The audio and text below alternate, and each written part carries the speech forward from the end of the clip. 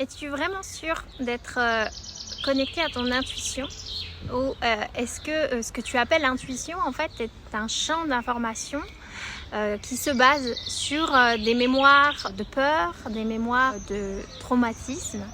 ou des blessures profondes? Souvent, on dit que la femme a une intuition féminine, cette fameuse intuition. Et dans le Kundalini Yoga, on explique ça à travers l'arc line, qui est ici une ligne qu'on a tous, hommes et femmes, au niveau du troisième œil, qui nous permet vraiment de connecter déjà au-delà de la réalité de la matière à d'autres informations plus invisibles, qui nous permet de voir clair.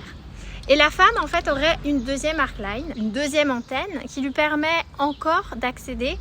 à des champs d'information beaucoup plus vastes que la situation elle-même, dans le présent, dans le passé, dans le futur. Ça donne accès à quelque chose qu'on pourrait presque nommer d'irrationnel, parce qu'on est capable de sentir la femme, quand on est vraiment branché sur cette deuxième arc line, la vibration que pourrait amener tel projet, telle relation dans la matière. En fait, on est connecté à la fois par notre imagination, par des images, par des sensations sensibles dans le corps, qui nous permettent déjà de pressentir comment pourrait se manifester un projet, mais aussi toutes ces zones d'ombre en fait qui vont faire qu'on va pas le sentir, quoi. Tu vois, quand on dit cette situation, cette personne, je le sens pas. Donc on va sentir toutes les zones subconscientes. Si on est vraiment connecté à nos sens et à la véritable intuition qui n'est pas basée sur notre propre histoire inconsciente, sur nos traumatismes, on est vraiment en capacité de pouvoir utiliser notre énergie dans des relations, dans des projets ou dans un métier absolument passionnant qui nous permet directement de manifester une réalité vibratoire qui est magique, très harmonieuse, parce que justement on a pu éviter d'aller dans des zones où il y avait une totale dissonance. Justement, on pouvait ne pas le sentir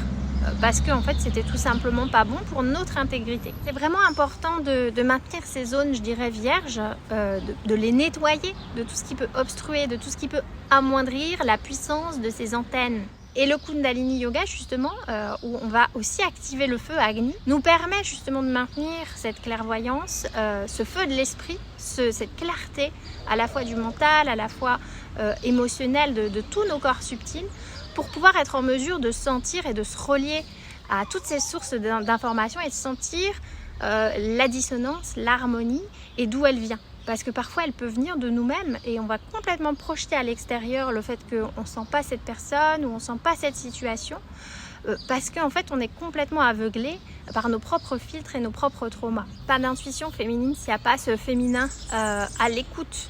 de tout ce qui se passe en fait dans le corps, et en même temps cette conscience de l'observation qui va être capable de faire la différence entre une information qui viendrait du mental, de l'ego, qui veut se protéger, qui ne veut pas aller vers des zones inconnues, qui va trouver tout un tas d'excuses pour ne pas briser ses murailles de croyances, murailles de pensées figées,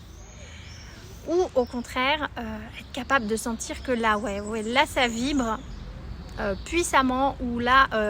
y a quelque chose dans mon corps qui me dit non, mais qui est hyper bienveillant pour moi, quoi. C'est un non, mais par amour